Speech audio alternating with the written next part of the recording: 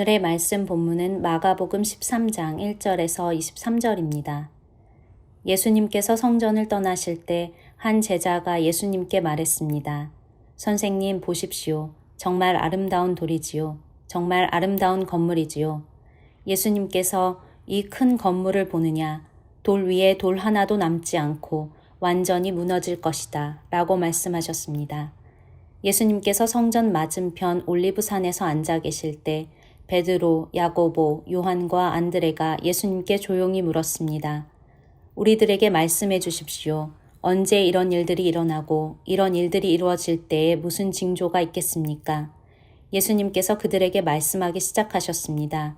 아무도 너희를 속이지 못하게 조심하여라. 많은 사람들이 내 이름으로 와서 내가 바로 그리스도다 라고 말할 것이다. 그리고 많은 사람들을 속일 것이다. 너희는 전쟁에 대한 소식과 소문을 들을 것이다. 그러나 두려워하지 마라. 이런 일들은 반드시 일어나야 한다. 그러나 끝은 아직 아니다. 민족이 다른 민족과 싸우려고 일어나고 나라가 나라와 싸우려고 일어날 것이다. 여러 곳에서 지진이 일어나고 기근도 있을 것이다. 이런 것들은 출산하는 진통의 시작에 불과하다. 너희는 주의하여라. 사람들이 너희를 법정에 넘길 것이고 너희는 회당에서 매를 맞을 것이다. 너희가 나 때문에 총독들과 임금 앞에 서게 되어 그들에게 증언할 것이다. 그러나 먼저 복음이 모든 민족에게 전해질 것이다. 사람들이 너희를 체포하여 재판에 넘길 때 무엇을 말할까 하고 걱정하지 마라. 그때에 하나님께서 너희에게 주시는 것들을 말하여라. 말하는 것은 너희가 아니고 성령님이시다. 형이 동생을 죽게 내주고 아버지가 자식들을 내주고 자식들이 부모를 거역하여 일어나며 죽게 할 것이다. 내 이름 때문에 너희가 미움을 받을 것이다. 그러나 끝까지 견디는 사람은 구원받을 것이다. 멸망케 하는 혐오할 만한 것이 서 있지 않아야 할 곳에 서 있는 것을 보거든 유대에 있는 사람들은 산으로 도망하여라. 지붕 위에 있는 사람은 집에 있는 것을 가지고 나오려고 내려와 들어가지 마라. 밭에 있는 사람은 옷을 가지려고 돌아서지 마라. 그때에는 임신한 여자들이나 아이에게 젖을 먹이는 여자들에게 화가 있다. 이런 일이 겨울에 일어나지 않도록 기도하여라. 그때에는 환란이 있을 것인데 이런 환란은 하나님께서 세상을 만드신 때부터 지금까지 없었던 것이며 앞으로도 이런 환란은 없을 것이다. 주님께서 이 날들을 줄여주시지 않는다면 어느 생명도 구원받지 못할 것이다. 그러나 하나님께서 선택한 사람들을 위하여 이 날들을 줄이셨다. 그때에 어떤 사람이 여보시오 그리스도가 여기 계십니다. 또는 저기 계십니다 하고 말해도 믿지 마라. 거짓 그리스도와 거짓 예언자들이 일어나서 증거와 기적을 보여줄 것이다. 그래서 가능하면 선택된 사람들을 잘못된 길로 인도하려고 할 것이다. 그러므로 조심하여라. 내가 모든 것을 미리 일러주었다. 아주 오래전에 그려진 만화를 이해하려면 만화 속에 그려진 그림들이 무엇을 의미하는지 알아야 할 때가 있는데요. 그 이유는 만화 속에 등장하는 사물이나 동물이 당시 사람들이 공유하던 상징일 때가 많기 때문입니다. 지금 우리도 미국의 거대 양당을 상징하는 당나귀와 코끼리를 선거철 때마다 텔레비전과 신문을 통해 보곤 하죠. 한참 시간이 흘러서 후대 사람들이 이 모습을 본다면 어떤 작가가 동물원의 동물들의 삶을 상상해서 그린 것으로 이해할 수도 있습니다. 그런데 이런 오해가 성경을 읽다가 자주 일어나곤 합니다. 오늘 본문이 바로 그런 예가 될 수 있는데요. 1절부터 23절의 말씀은 예수님께서 제자들과 예루살렘 성전의 파괴에 대해서 이야기를 나누시는 장면입니다. 그런데 우리가 24절부터 27절을 먼저 보고 이 구절을 생각해 보면 마치 이 본문이 이 세상의 마지막에 있을 사건들을 말하는 것처럼 이해됩니다. 하지만 오늘 본문은 분명히 예수님이 예루살렘 성전 파괴를 예언하시는 말씀으로 시작되고 있어요. 이 말씀을 듣고 제자들이 예수님과 함께 예루살렘 성전 맞은편에 있는 감람산으로 갔습니다. 그곳에서 제자들이 예수님께 언제 성전이 붕괴됩니까? 그 일이 일어나는 것을 알 수 있는 징조가 있다면 무엇인가요? 라고 여쭤봤죠. 이 질문에 예수님이 세 가지 일이 단계적으로 일어날 것이라고 답을 하셨는데요. 우선 세상을 어지럽게 만드는 사람들과 그런 일들이 일어날 것이다 라고 말씀하셨습니다. 다시 말해서 예수님의 이름을 빙자해서 사람들을 혼란스럽게 하는 그런 일들과 사람들이 많이 나타날 거란 얘기죠. 거기에 더해서 전쟁과 지진을 비롯해서 수많은 염려스러운 일들이 일어날 것입니다. 다음으로 예수님을 믿는 사람들 향한 핍박이 일어날 텐데요. 이때는 예수님의 제자들에게 어렵고 힘든 시기가 될 겁니다. 그들은 사회적으로 고립되고 박해를 당하고 오해받고 죽임을 당할 것이기 때문에 그렇죠. 권력자들 앞에 끌려가서 자신들의 신앙을 버릴 것을 요구받을 텐데요. 거부하면 모든 사람들에게 미움을 받을 겁니다. 끝까지 견뎌내야만 하는 아주 괴로운 시절인 거죠. 세 번째로 일어나는 일은 예루살렘 성과 성전이 파괴되는 일입니다. 다니엘이 구약에 예언했던 것처럼 무엇인가 끔찍하고 수치스러운 물건으로 인해서 그 물건이 놓였던 장소가 황폐해질 겁니다. 본문 14절에 멸망에 가증한 것이 서지 못할 곳에 선 것을 본다 라고 적혀 있는데요. 이 말씀은 예수님 당시 사람들에게 한 가지 사건을 떠올리게 만드는 표현이었습니다. BC 2세기에 시리아의 폭군이었던 안티오쿠스 에피파네스가 예루살렘 성전을 이교도의 성지로 만들어버렸습니다. 이와 비슷한 일이 또 벌어질 거란 얘기죠. 예수님이 예고하신 것처럼 그와 비슷한 일이 예수님이 돌아가신 이후에 시도되기도 했습니다. AD 40년에 로마 황제 칼리큘라가 예루살렘에 자신의 모습을 본딴 조각상을 세우라고 명령을 내렸죠. 그렇지만 그의 부하 장군이 이를 거부했었고요. 그리고 칼리큘라 황제는 암살을 당하면서 그 일은 없던 일처럼 무산되고 말았습니다. 하지만 AD 68년부터 29년에 로마 군대가 예루살렘을 에워쌌죠. 그리고 공격을 했습니다. 그리고 마침내 AD 70년에 예루살렘 성은 물론이고 성전이 모두 불타고 파괴되어 버렸죠. 예수님은 그 일이 일어나면 성 밖으로 도망치라고 말씀하셨습니다. 지붕 위에 올라가 있다면 집 안으로 내려가서 물건 가져올 생각하지 말고 곧바로 살 길을 찾아 도망치라 말씀하셨어요. 성 밖에 있는 밭에 있던 사람도 집 안으로 돌아가서 걷어 챙겨올 마음 절대 품지 말라 그렇게 말씀하셨죠. 또 이 일이 겨울에 일어나지 않기를 바라야 한다라고 말씀하셨는데요. 겨울이 되면 이스라엘은 비가 많이 와서 메말랐던 골짜기마다 물이 넘치고 도저히 건널 수 없는 큰 강물이 되곤 합니다. 그래서 예수님이 이렇게 말씀하신 거예요. 예수님은 하나님께서 택하신 자들을 위해서는 살 길을 마련하실 것이라고 하는 희망적인 말씀도 20절에서 해주셨습니다. 우리는 초대교회에 거짓 선자들과 거짓 사도들이 교회를 어지럽히면서 어렵게 했던 사건을 잘 알고 있죠. 바울도 이런 사람들 때문에 여러모로 고생도 했고요. 또 복음을 전하다가 지역 관리들이나 총독들 앞에 끌려가서 신문받고 매질당하면서 죽음의 고비를 넘기는 일들도 많았습니다. 네로 황제 같은 사람들 때문에 미움받고 죽임당하는 일도 많았죠. 그러다가 AD 70년 여름에 티투스가 이끄는 로마 군대에 의해서 예루살렘 성과 성전이 모두 불타고 완전히 파괴되었습니다.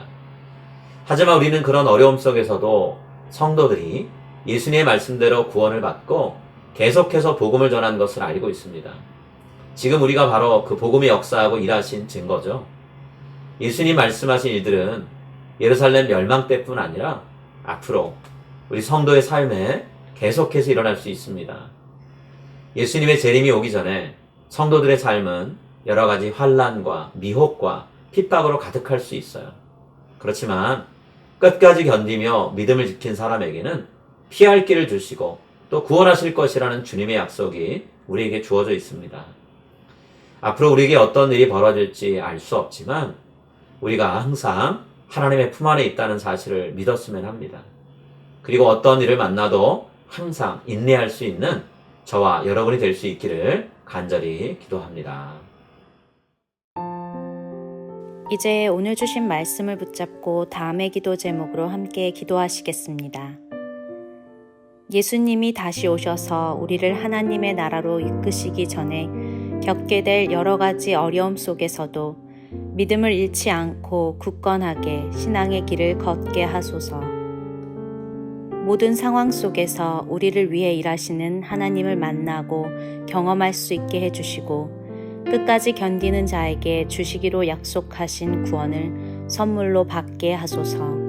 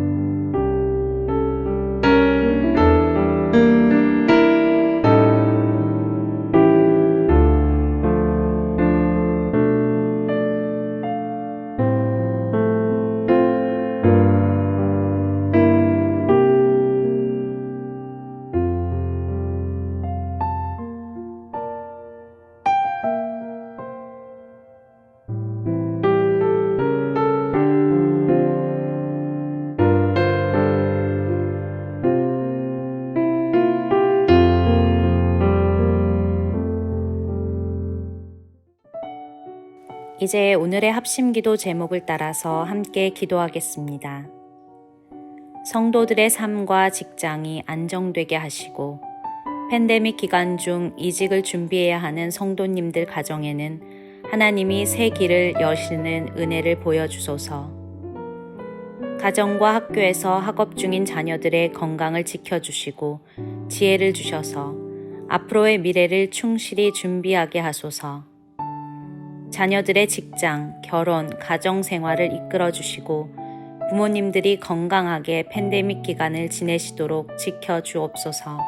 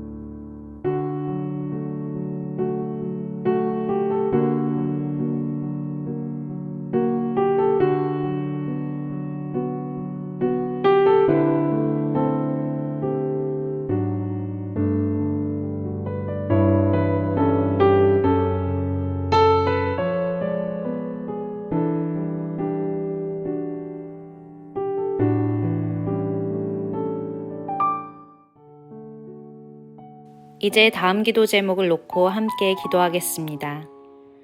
모든 선교사님들이 영육간에 강건하게 하시고 섬기시는 자리마다 하나님의 역사가 일어나게 하소서. 선교사님들 가족들을 건강하게 지키시고 사역에 필요한 모든 물질적, 정서적, 영적 자원을 채워주소서.